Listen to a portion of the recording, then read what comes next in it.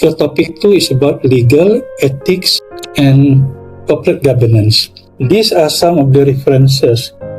Normally they have in the human resource department, akta buruh, akta pekerja, semua itu. For the sake of this topic, I just want to take time to share with you about 3 important pillars: legal, ethics, and governance. We are doing for the sake of human resource in our organization.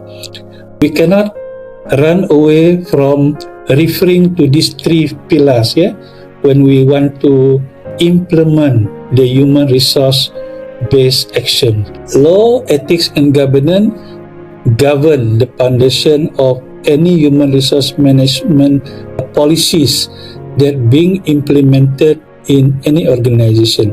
Maksudnya di sini ialah when we talk about human resource management tu, dia memang sudah dikawal oleh 3 bahagian ni. This is the basic ideas of topic number 2. Kenapa perlu ada legal foundation? Sebab legal foundation itu dia adalah the flow of human resource responsibility. Apabila kita melaksanakan suatu peraturan human resource, secara tidak langsung kita akan berasa selamat. We feel safe. Why we feel safe? Because there is a law in it, underneath the rules. Itu maksud dia legal. And then ethical, kita tidak boleh terkurang ataupun terlebih melakukan sesuatu. Peraturan-peraturan dalam organisasi itu, kalau dia organisasi yang besar, dia ada lembaga pengarah tu kena endorse sebagai contoh. To that extent dia punya kesucian itu. Itu maksud the corporate governance-nya. Kalau kita nak memberhentikan pekerja, for example, apa aspek legalnya? Legalnya ialah kita memberhentikan mengikut procedural fairness, keadilan. Apa sebab kita berhentikan pekerja? Eticalnya macam mana? Eticalnya ialah kalau mereka diberhentikan, mereka diberi pampasan. Okey, corporate governance-nya macam mana? Corporate governance, kenapa mereka diberhentikan? Kita kena bentangkan kepada top management. So the reason why it should be retrenched practices, for example. So these are the 3 pillars: legal compliance, ethical excellence, corporate governance should go together in any human resource management punya practices. Law, ethics, and governance explaining that governance is not merely about red tape or paperwork. It is about creating a resilient structure that protects the organization from both internal decay and external reputation damage. So because of law, ethics, and governance ni menyebabkan human resource practices itu sentiasa dapat membantu memastikan the effectiveness and efficiency of the organization. In any workplace, there is diversity nowadays. Apa maksud diversity? Diversity ni dari segi kaum, etnik, umur, ini dipanggil diversity.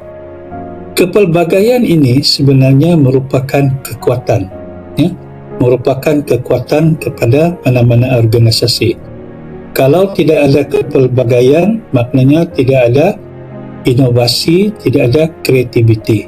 So by knowing this, we should look at diversity as an important impetus toward increasing the efficiency of our organization. So, nevertheless, diversity ni dia memberi satu cabaran kepada organization. For example, taking specific action towards or against the person based on the person group. Ini ni maksudnya ialah discrimination. Kadang-kadang because of the diversity itu berlaku discrimination. So these are the things that we need to be careful, we need to avoid, because these are the threats coming from diversity. Provided we are able to avoid these threats, diversity will become the best strategy for the improvement of our performance and organization. Another threat is when we appoint a small group of women mentally to a high-profile position rather than more aggressively seeking representation for that group, ataupun what we call tokenism. Ini the second threat. Normally take place when there is diversity. The third one, where someone ascribes specific behavioral traits to individual based on their apparent membership in group, ataupun stereotyping. Ini juga berlaku, traits yang berlaku dalam diversity. And finally, ethnocentrism, when we think that we are the best compared to other group, other ethnic, other race, or other age, for example. So basically, these are the 4 threats to diversity. Earlier, I mentioned that a good organization is when the organization are formed from diversity. However, there are threats of diversity: discrimination, tokenism, stereotyping, ethnicity. So, the idea is that diversity can drive higher profits. Kadang-kadang kepelbagaian ini dilihat sebagai cabaran kerana menyebabkan diskriminasi, tokenism, stereotyping dan ethnocentrism tadi itu.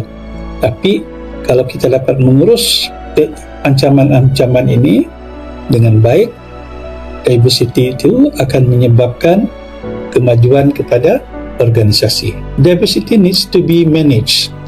So these are some of the methods on how to handle diversity. Provide strong leadership, assess the situation, provide diversity training and education, change culture and management systems, evaluate the diversity management program. Ini adalah beberapa pendekatan yang boleh digunakan bagi memastikan threat to diversity dapat dihindari.